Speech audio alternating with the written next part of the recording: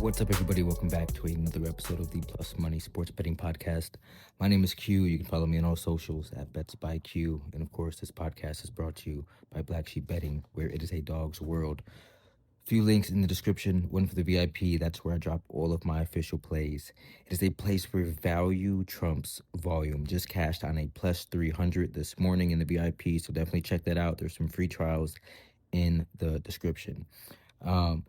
Second link, that's going to be for the free Discord chat. It is hosted by my friend Will from the Double Fault Tennis Podcast. It's just a place to hang out, share bets, celebrate wins, cope with the losses. Almost at 1,000 members in the Discord, building a strong winning community surrounded with a lot of positive culture. So definitely come join us. It's absolutely free. We talk sports 24/7, 365, every hour of every single day. You'll usually find me in the tennis channel late at night or early in the morning. So definitely get in that Discord, because if you're missing some action on the podcast, you don't want to do the VIP. I actually gave out Martin Dam Jr., which was a VIP pick. I put it in the Discord as well. It was a plus 300 that cashed this morning. So you definitely want to check out the Discord. That link is in the description as well. We hope to see you in there. Last link in the description, that's just going to be a bet tracker. Okay, so if you're curious about how I've been doing month over month, we went 25-11 in January. So we started off January very, very strong. And now just looking to keep that momentum moving forward. And we did so. Last night we had the Buffalo Sabres. We went right back to the Sabres here on the money line at plus 100 against the defending champs. And they came through for us once again. Another cash, another ticket punched. I mean, this team just keeps finding ways to get it done. And until the books show them some real respect, we're going to keep riding. We're going to keep firing. And, with that being said, one play for you today. We're going right back to the gift that keeps on giving. Buffalo gets it done for us in dramatic fashion yesterday against a Florida team that's won 2 straight Stanley Cups. And now they've got a chance to complete the Sunshine Sweep as they head into Tampa. Okay, so yes, it's a travel spot on a back-to-back, but not too much of a travel. We're staying in the same state here. So I like the Sabres today, plus 160 against the Lightning. Yes, it's a back-to-back. Yes, it's a tough matchup against arguably the best team in hockey. And yes, the books are daring you to step in front of the big cat, Vasilevsky here, and fade him. But at some point, I feel like, I talk about this on podcasts all the time. Price matters here. In Buffalo, at this number, it's simply too big. I don't care who they're facing. This is a Sabres team that is absolutely blazing hot right now. And what I love about it the most is it's not just the wins, it's the process underneath that's been very strong for this team, right? This team looks like they believe in themselves, in each other. They're controlling play at 5-on-5. They're generating high danger chances. They're spending extended time in the offensive zone. And they're just playing really fast and very confident. I mean, it doesn't feel like the Sabres are a fluky team this year, okay? This feels like it's a very sustainable run that they're on. And until the market starts to respect them, I'm going to have to keep treating Buffalo as an auto punch in these plus money spots. So we look at tonight, we're going to look at see who gets to start in net. Look, last night, Alex Lyon recorded a franchise record 8 straight road wins for the Sabres. That alone tells you how locked in he's been.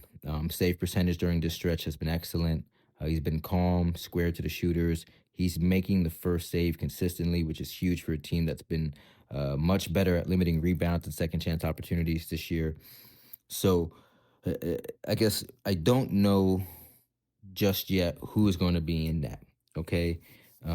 That's always the gamble here when you place this type of bet without knowing the official lineup.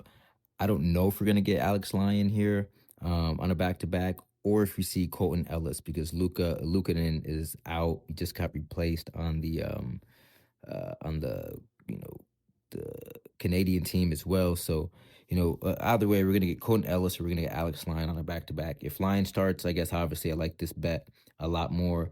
But if it's Ellis, I'm still very comfortable with him. He's quietly won 3 of his last 4 starts, including 2 road wins, and he's been reliable this year. Not flashy, but steady. He's been one of those guys that stepped up when we needed him, when we were dealing with some injuries at the net, and he's given Buffalo a chance to win. I think you can keep him in that. But the way this team is playing right now in front of their goalies, I mean, all you got to do is not let Tampa score 4. And I think that even if they do, Buffalo has a chance to win this game. And the bigger picture here is Buffalo's defensive structure it's not the best, but it's improved, right? They're tracking back harder. Forwards are supporting lower to the zone. Um, the breakouts are cleaner. They're not asking their goalie to stand on his head every single night. That's a huge one. And then on the other side, Tampa Bay, I mean, they've just been elite.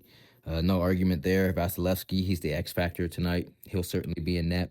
14-0-1 in his last 15 games. And he's won 6 straight starts. One of the best goalies of this generation. Dude, I mean, I hate fading the big cat here. I really do. But here's the key. You're paying for perfection. All right, at plus 160, Buffalo only needs to win this game 38% of the time for this bet to be profitable long term. All right, I'm going to talk a little bit of numbers with you. But I believe Buffalo's true win probability in this spot is higher than the 38% that's implied. Okay, Tampa hasn't been an unstoppable 5-on-5 team, right? They're not a juggernaut in that regard. They've leaned heavily on special teams and goaltending up to this point. And when the opportunities or when the opponents stay disciplined, you know, it keeps the game mostly at even strength. Tampa becomes a much more manageable team to defeat. On the road, it's going to be tough for sure. It's going to be a insane environment here. But I think that Buffalo stylistically matches up really, really well. They're aggressive on the forecheck. They're forcing turnovers in the neutral zone like we saw last night against the defending champs. They're getting pucks deep. They're cycling instead of settling for low percentage, perimeter shots. Offensively, this team is humming. All right, Rasmus Dahlin is driving play from the back end. He's creating offense. Tage Thompson's shot volume is climbing. Alex Tuck is consistently attacking the middle of the ice. Jack Quinn providing secondary scoring like we saw last night. I mean, this isn't just a one-line team, and I think that's the key here in this matchup. They're getting contributions across multiple units, all right? Makes them a very dangerous team, even against the best of the best, which is what we're going to get tonight. I hate to just keep going on about the Sabres, but it's like, look, this team is the best that they've looked in almost 20 years. I mean, they look organized, they look connected, they look like they know exactly how they want to play. That's a huge credit to Lindy Ruff, our head coach here. Obviously he brought us, into the glory days, and then the dark stretch without him, and then him coming back last year. You don't accidentally win this many games in a short span without some kind of structure behind it. I mean, this is a team that went 5 unanswered goals yesterday almost, after, Lindy Ruff calls a timeout, gets his group together, starts talking to him. Yeah, I don't know. I got Buffalo here on the money line.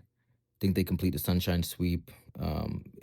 Situationally, they're fighting for positioning here, right? They're the 4th in the Atlantic right now. They have a chance to overtake Montreal in the division. Obviously, Tampa's on the top of this division.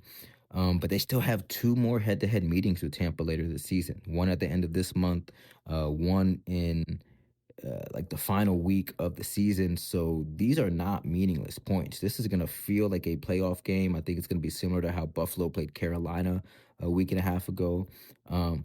It just feels like a statement game. It feels like that we're here moment for Buffalo, a chance to walk into one of the toughest buildings in the league against one of the best teams in hockey and prove that the surge is real. Are they underdogs? Absolutely. Is it going to be a battle? No doubt. But at plus 160, I don't need Buffalo to dominate. I just need them to be live. And with the way that they're skating, the way that they're defending, the way that they've been getting good goaltending, Buffalo is very much alive to win this game. So until the books start adjusting it, I know I sound like a broken record, but they got to show this team some more respect. We're going to keep punching it. Give me the Buffalo Sabres on the money line, plus 160 for one unit. I will see you at the counter. All right. One play on the board, one unit in play. Sabres on the money line over the Tampa Bay Lightning. Good luck tonight. I'll be back here tomorrow with more plus money plays from around the sports world. As always, my name is Q from Black Sheep Betting, and I hope each and every one of you hit each and every one of your bets. Peace.